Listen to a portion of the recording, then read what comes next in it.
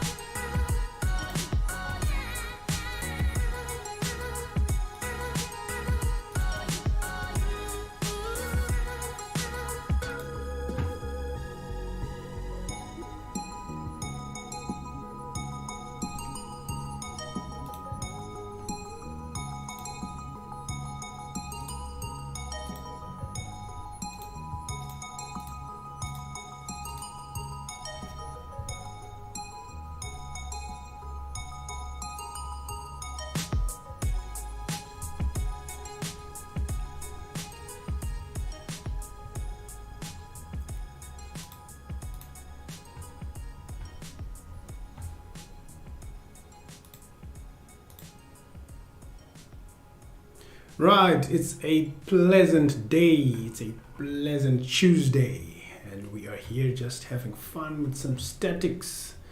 For static students, I think that we are all set because we already have a tutorial that we ran.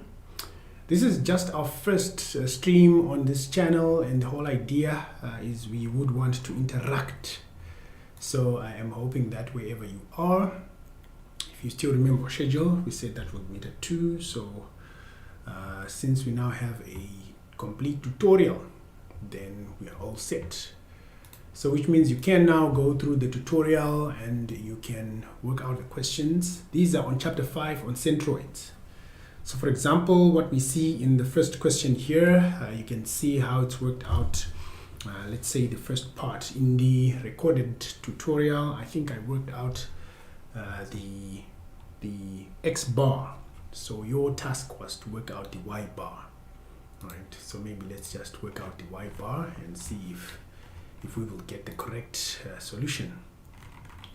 Right, so for you who are already done with your other module or your other assessments, and you want to come and play around here and calculate, ask your questions, this is the time.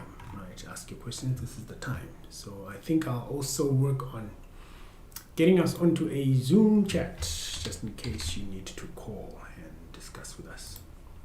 Right, so this is just our first live stream, and we are happy to be now able to discuss our calculations in case you are wherever you are. YouTube video is quite reliable video.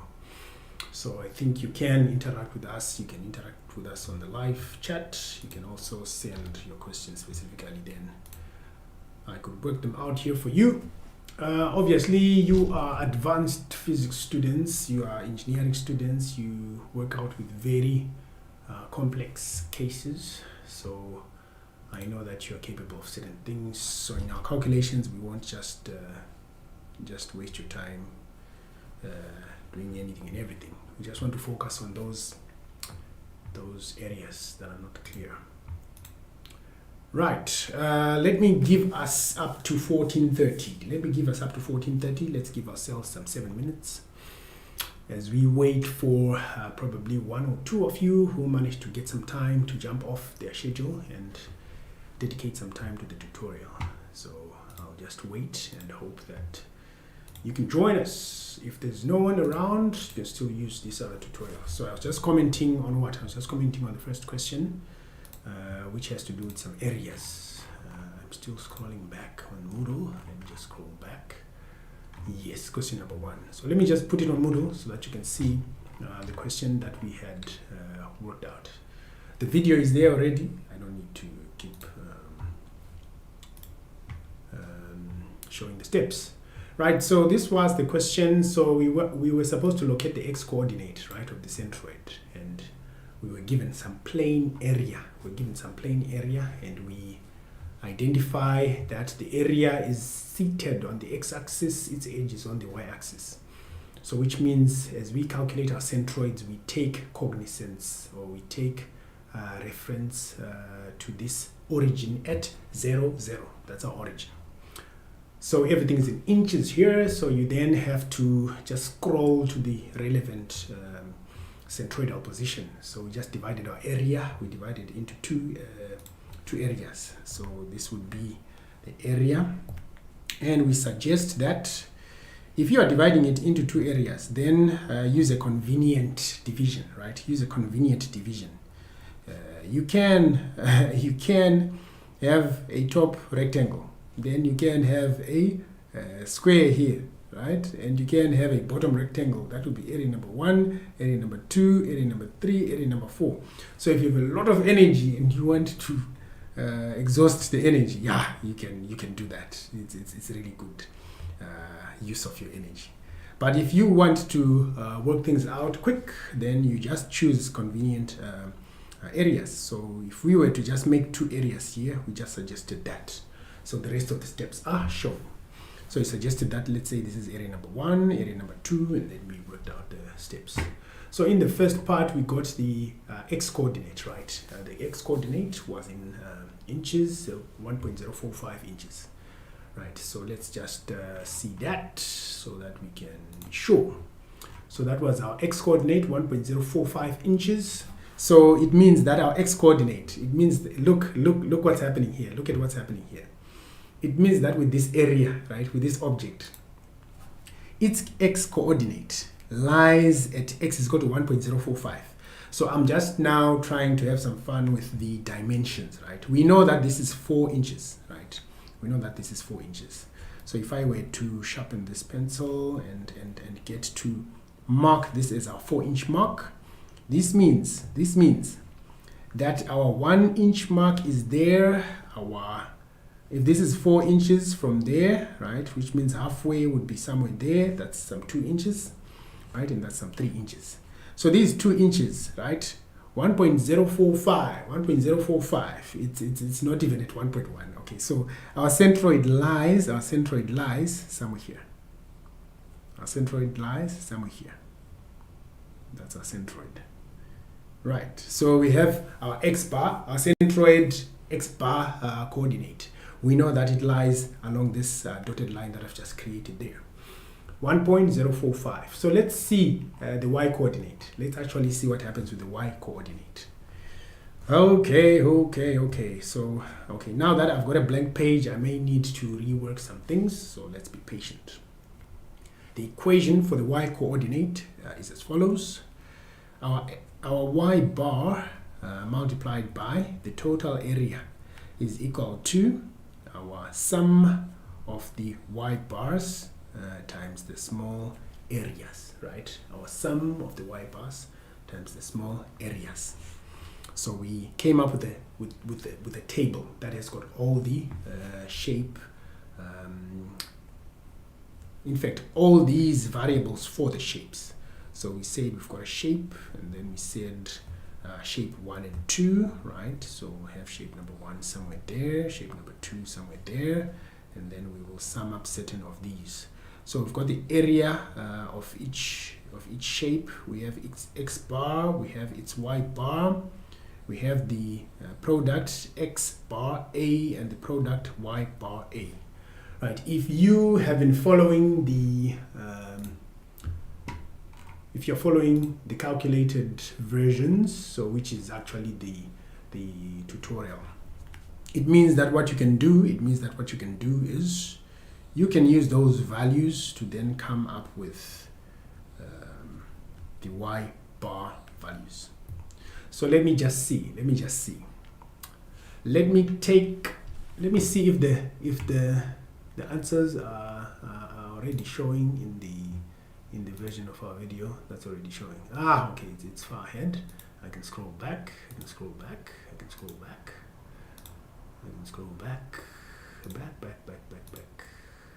There we are. Good.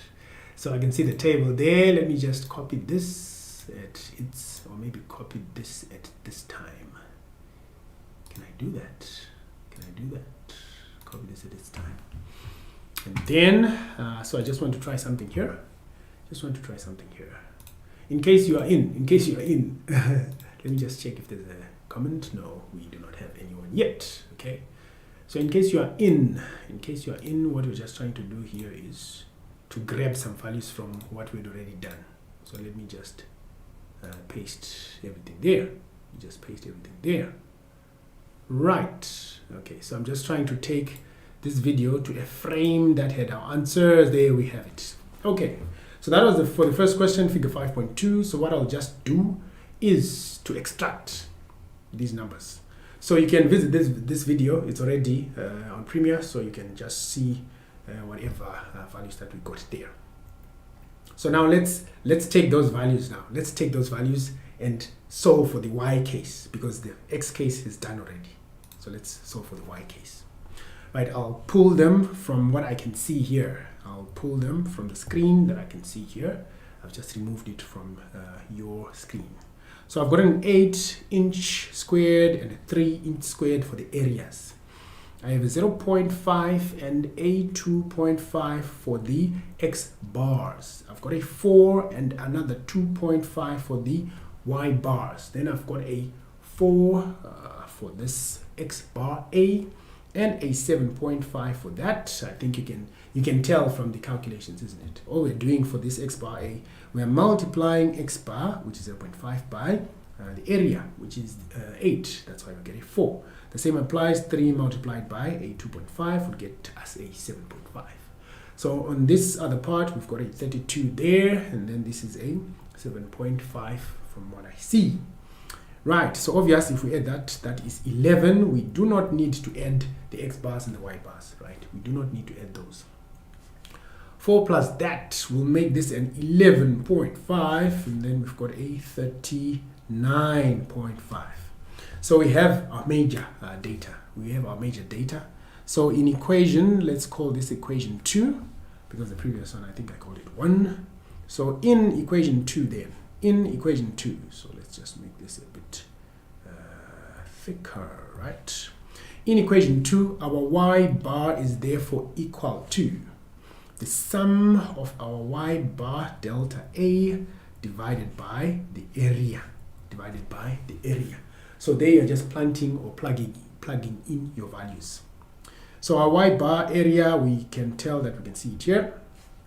That becomes a 39.5. And this is obviously inch cubed. That's a what? That's a moment, first moment. And then our area is 11 square inches.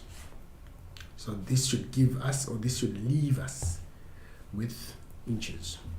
So dimensionally, we can say we are safe.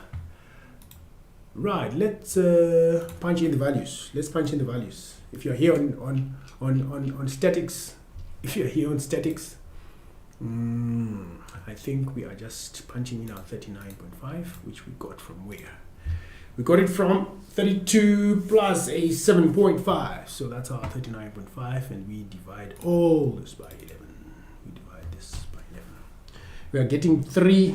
Right, let me just make this a little uniform. So that is a 3 point. Okay, let me just show you the calculator. So 3.59. So that's 3.590 and so forth. And these are inches. These numbers start with a 3. So that must be 3.59 inches. So that's our y bar. That's our y bar. Okay, so our centroid. Our centroid is therefore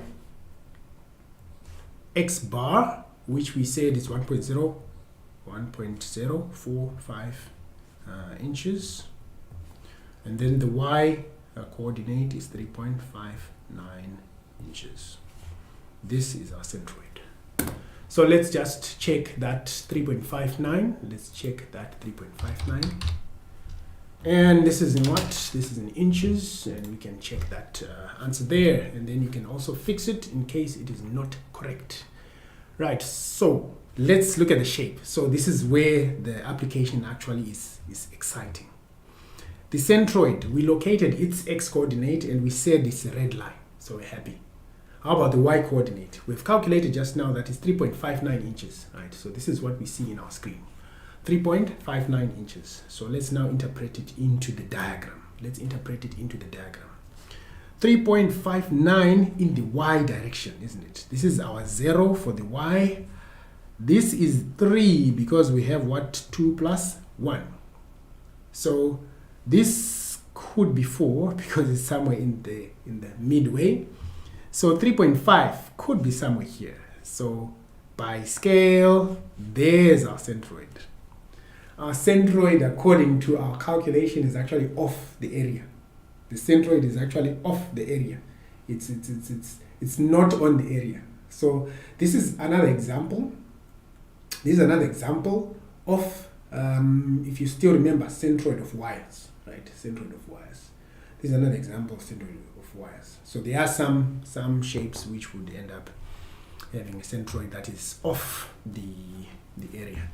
So we can even check for the centroid of a boomerang. I think I once asked that centroid of a boomerang. Yes, I think I once discussed something like that. Let's just see.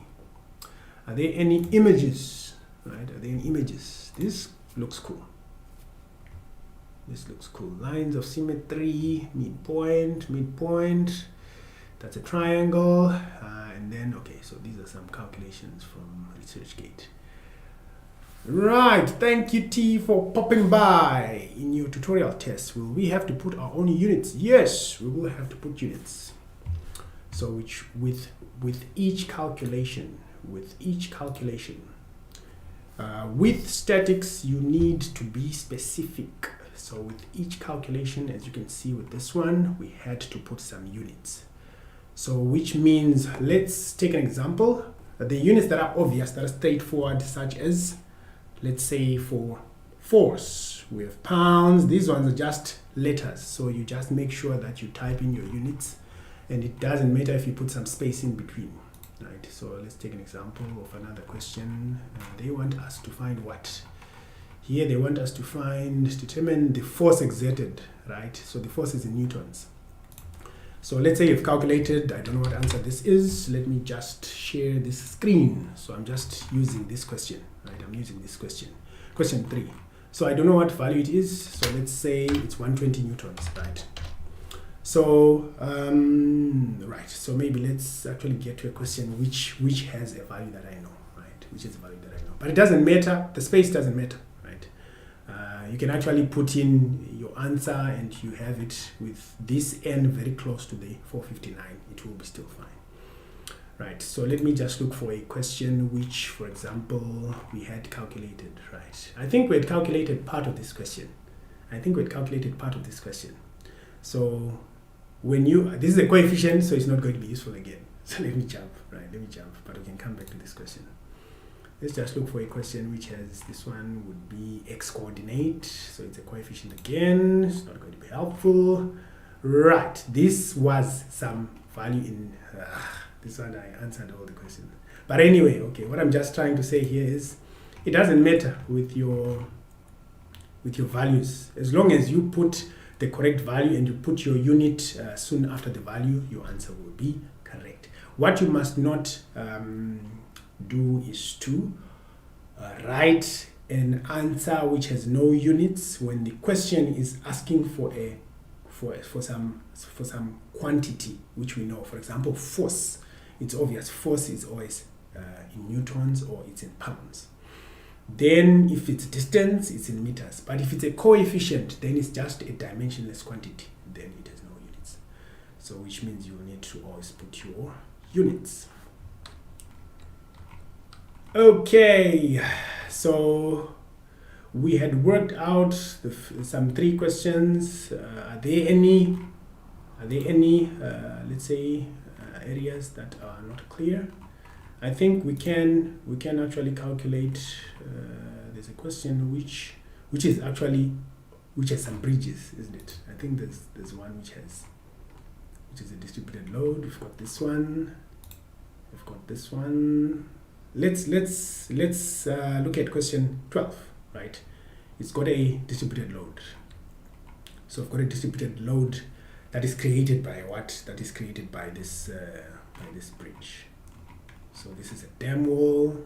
People will have to maybe cross over at that point. So this question is based on figure 5.1. So one other thing that you can use, and others that may be watching, these questions, as you can see, they are directly straight from your textbook. So you need to just look at this question so that you can identify it. If you want to just read more about the question, you can actually see it straight in your textbook, because we are using the prescribed textbook for all our calculations. Right, so let's attempt, for example, question 581. The rest of the questions, you can see them in the pre-recorded TAT. So this is fig 5.81. It is a cross-section of a concrete dam. The density, right? So there's a density that has been given there. The density is equal to 1 times 10 to the power 3 kgs per cubic meter. And the density of concrete, rho C, is 2.4 10 to the 3. For a 1 meter wide dam section, determine the horizontal component of the resultant of reaction forces exerted by the ground on the base AB of the dam.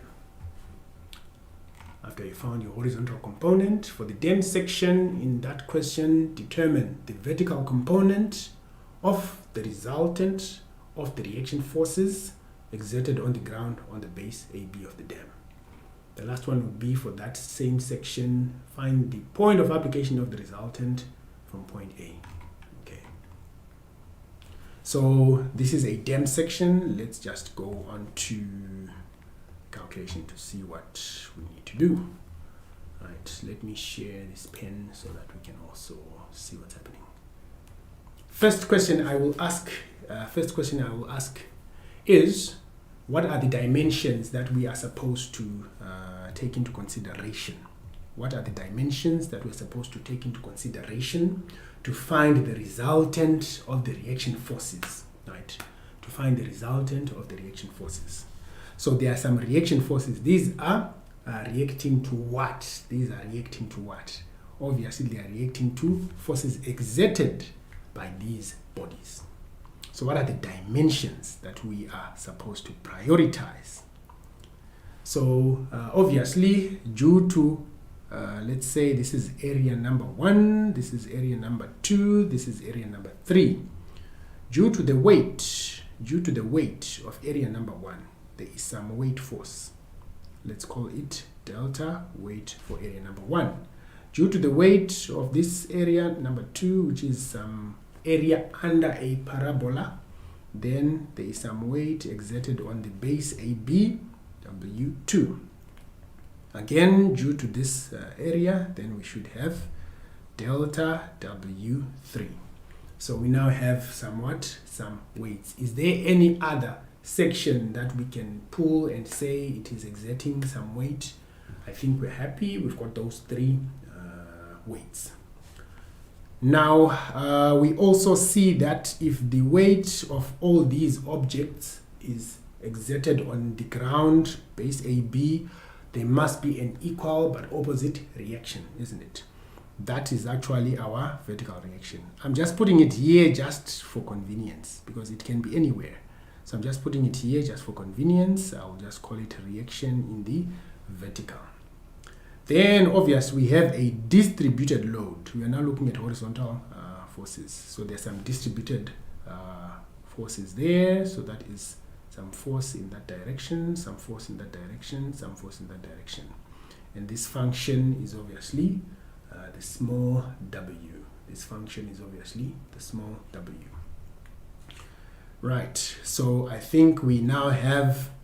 And we know that it's a function of depth, isn't it? Pressure increases with depth. In actual fact, I think it is actually convenient for us to draw it in the form of a straight line, right? So that is our distributed load. So that's our distributed load.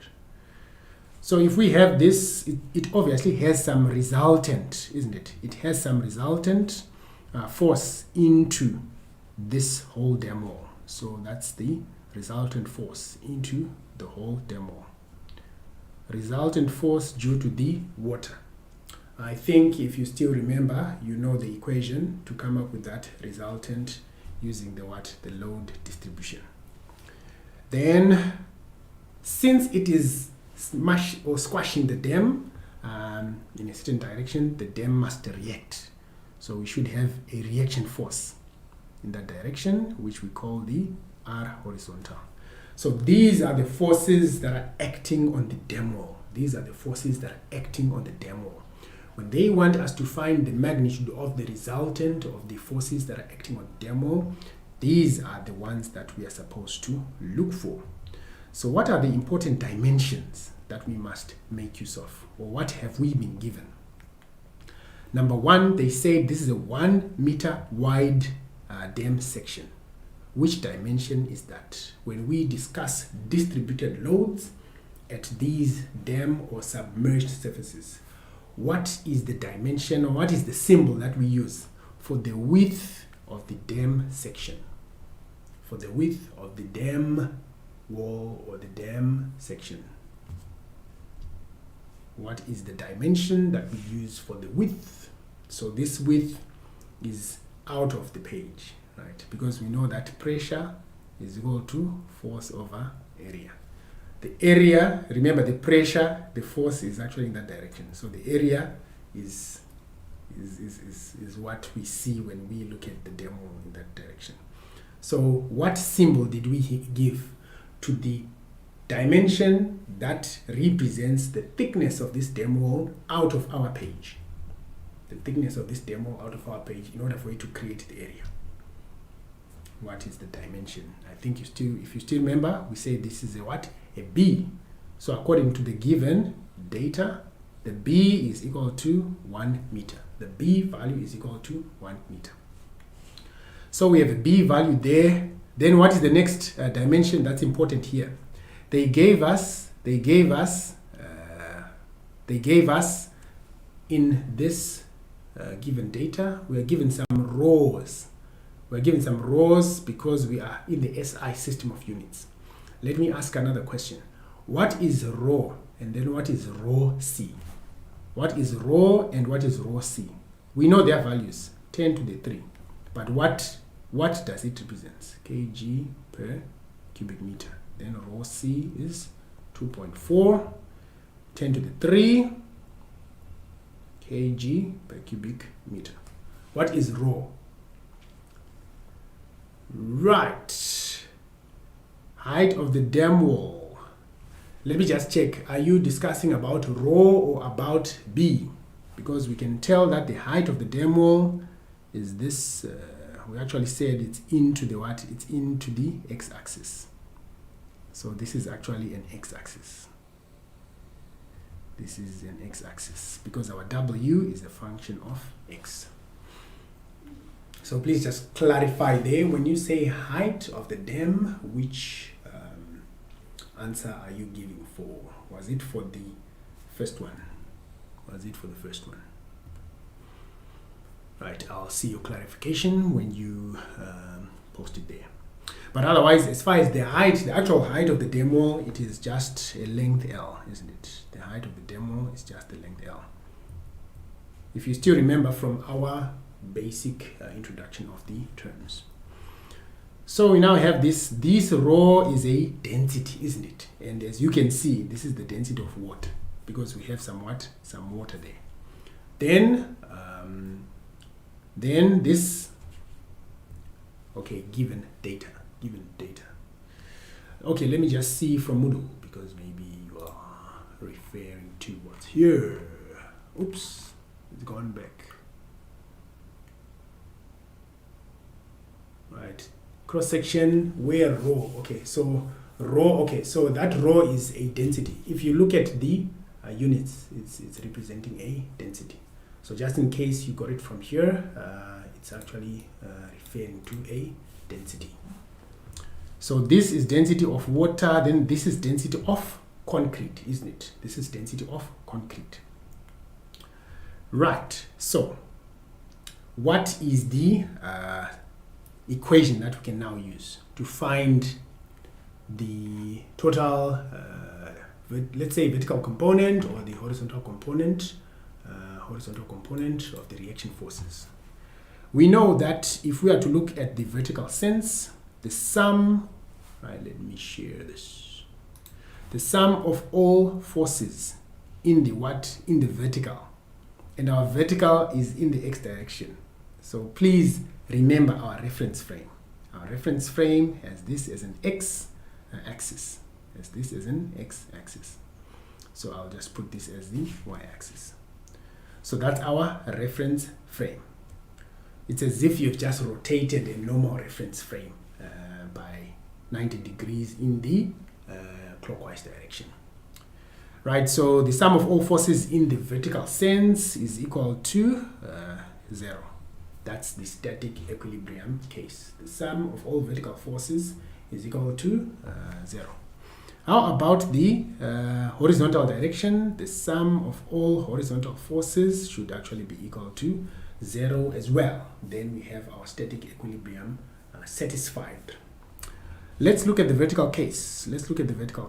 What is the sum of these x forces? What are the x forces? The forces that are in the vertical, let's look at the upward direction as a what? As a positive. Okay, let's look at the downward direction as a positive. Why? Because if we are looking at our distributed load, we deal with it increasing in the what? In the x direction. So I'll just take that as the positive direction. So which means all these weights will be the positive forces. Delta weight 1 plus delta weight 2 plus delta weight 3, isn't it? And then minus r in the vertical. This must all equal 0. Are we happy with this first equation? Is this first equation making sense? Right, so in case we are too slow, I'll try to pick up the pace a bit so that those that are following do not get bored. So in this equation, in the equation star, maybe let me call it 1, we can just make RV the subject. In equation 1, our RV as the subject of the formula becomes equal to delta weight 1 plus delta weight 2 plus delta weight 3. Have we considered all the forces in the vertical? Yes, because there's section number 1 with its weight, section number 2 with its weight, section number 3, which is water on top of this part of the dam wall. It's obviously part of the of the vertical forces with its weight. Then all the water in this other region is contributing to the horizontal forces. So we have this equation. Right, so let's write our expressions for these weights. Let's write our expressions for these weights. The general expression for the weight, delta weight, weight is a force. We know it's equal to what? It's equal to mass times the acceleration due to gravity. How about the mass? How can we write the mass? We've not been given the masses here. So it's obvious the mass should be the density times the volume times g. The mass should be the density times the volume times g. The densities we are given already, so we can figure that out. G is a constant. Please remember, we are using rho because we are in the SI system of units. We can see that we are in the SI.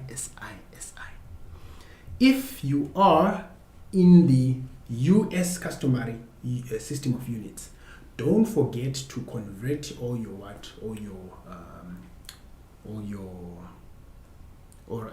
don't forget to start talking about the use of gamma instead of rho. So instead of gammas, you will be using, instead of rhos, you'll be using these gammas. So just don't forget that.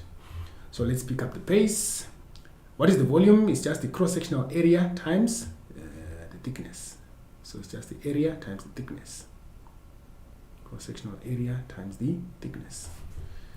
Rho g, what is the cross-sectional area? In fact, the thickness is the same, right? The thickness is b. It's the same for all these parts of the demo. The thickness is the same. So what we mean by b is, if I were to redraw this in 3D, let me just try. So the demo would have this section, right? It would have this section that is looking at us according to the diagram. But it is so many meters thick. So let's actually draw it properly.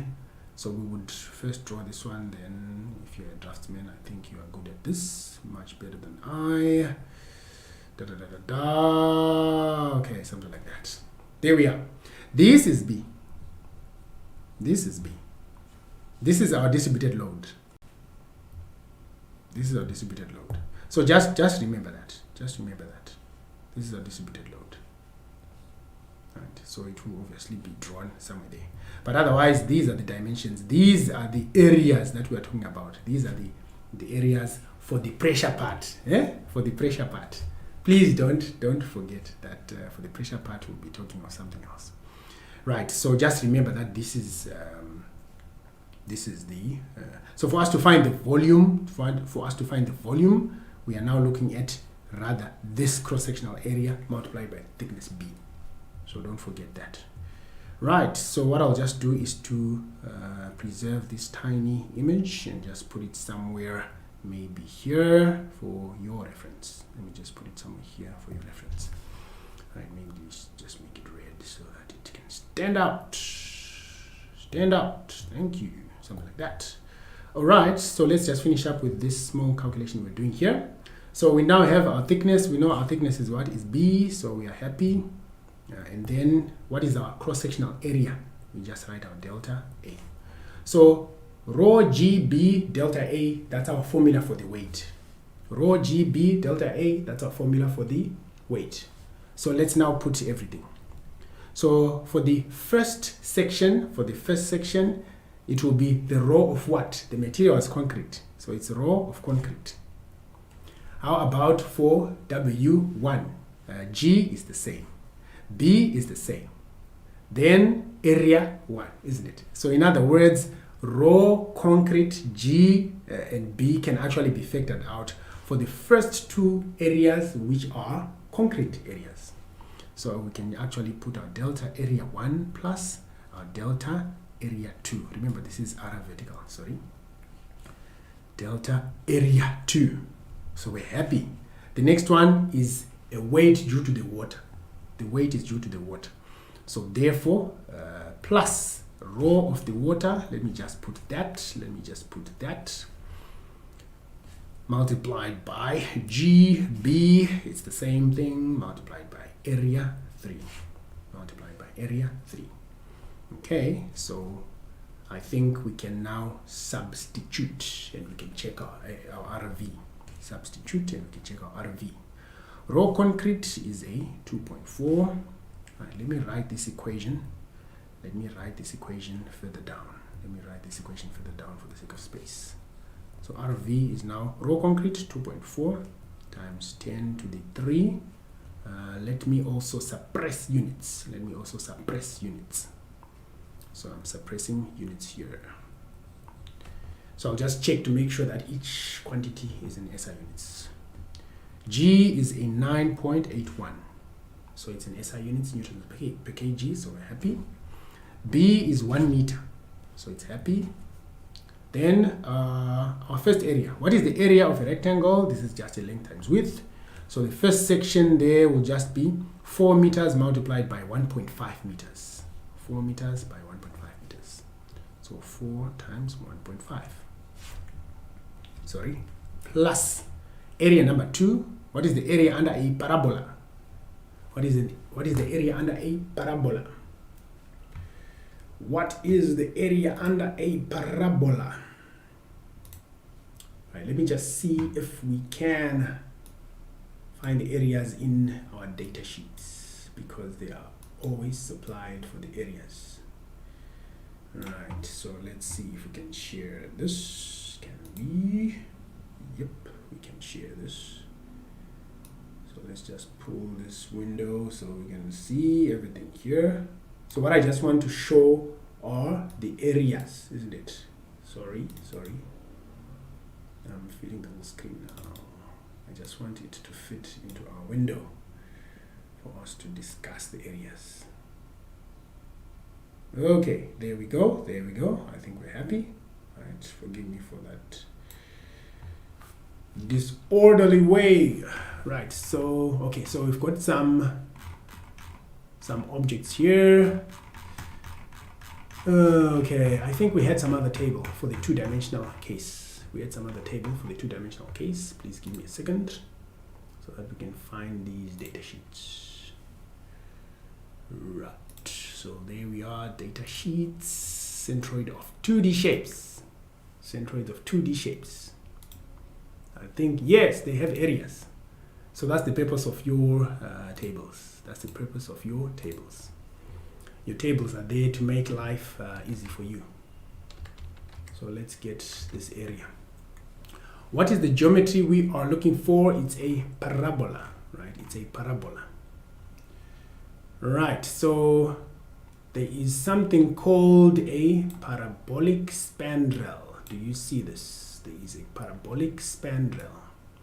What we need to make sure of is our diagram should have the geometry that we can find in any of these tables. So if you notice that in our diagram,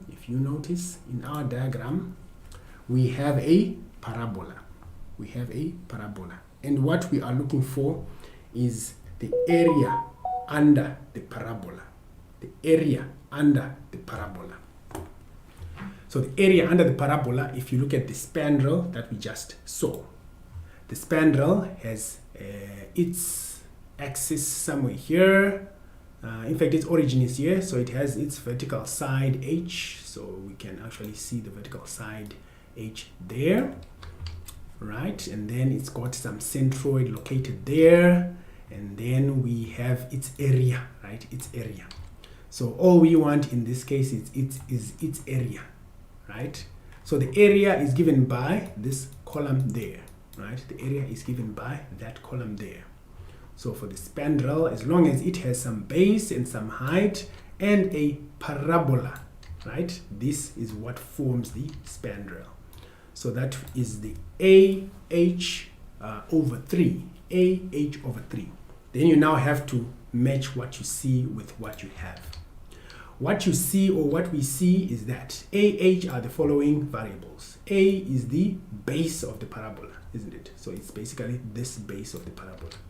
H is the height of the parabola. Now, in our case,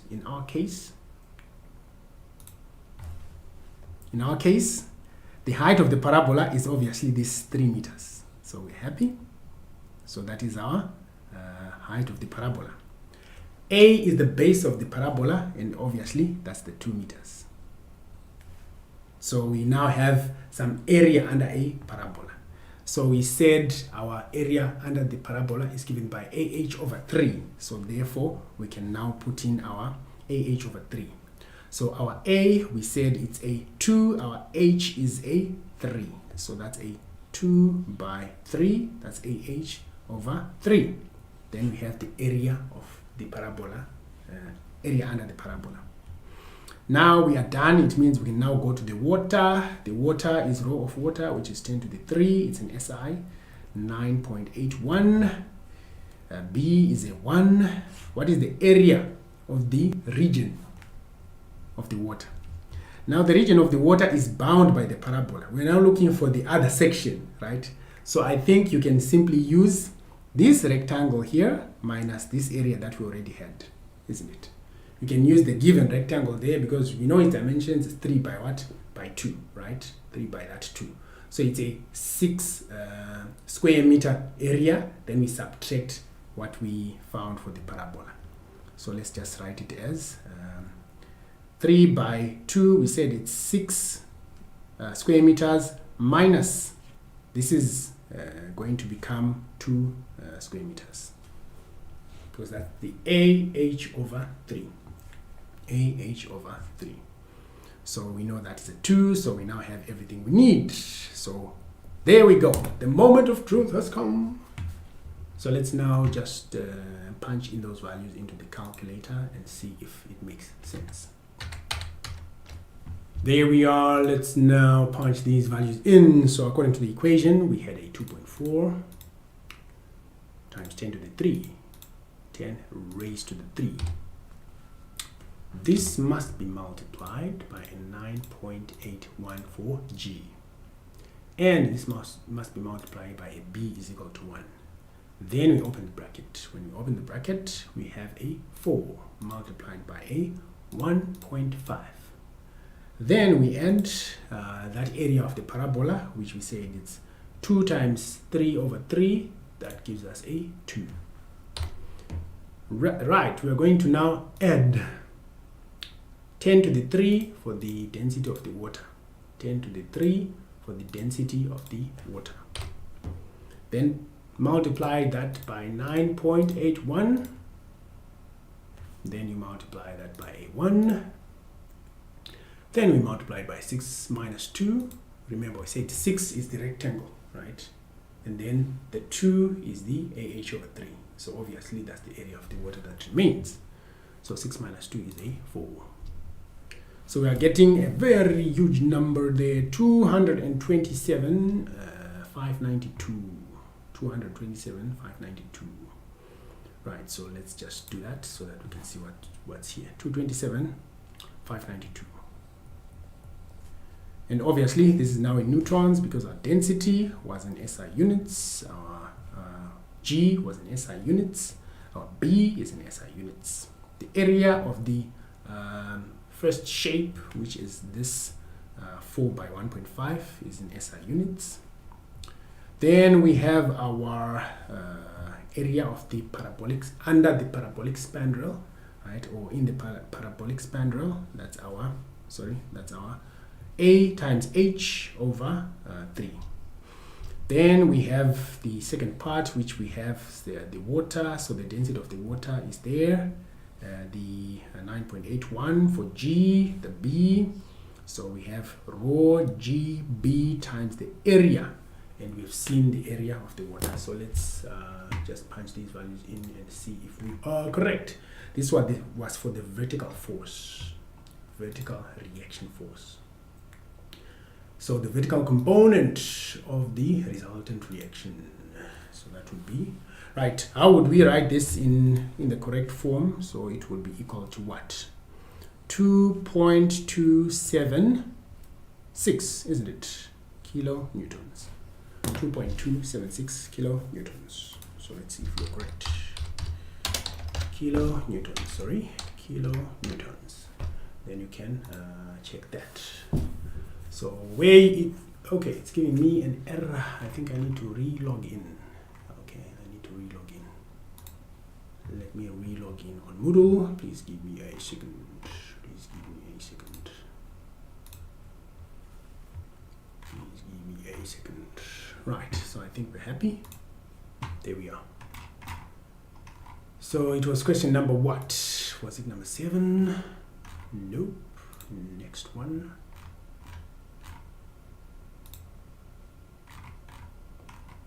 Okay, there we are. So the vertical is what we had written as 2.276, and we said it's kilonewtons. Okay, so basically 228 kilonewtons. Okay, yeah. So this is a very cool example of getting things wrong. Yes, this is a very cool example of getting things wrong. So you've got your answer as the very first digit is a 2, right? The very first digit is a 2, so which means we should write our answer to how many? To 3 significant figures. So this is the reason why my 2.276 kilonewtons, it's actually supposed to be 227.6 kilonewtons. That's why it's wrong. Right, so which means this is now a wrong conversion. Let me actually leave it like this because that is how I wrote it. So this is the wrong one. This means that it's supposed to be written as what? 228 kilonewtons. Because we round off this one using that one, and then we're happy. Right. But otherwise, as far as the technique and the steps are concerned, I think you have seen that that is how you would move from stage to stage. Right, so for a first start, which is live, I think that we have had a good exercise. I think we've had a good exercise. The rest of the part of the other questions are worked out, not all of them, right? Part of the other questions are worked out.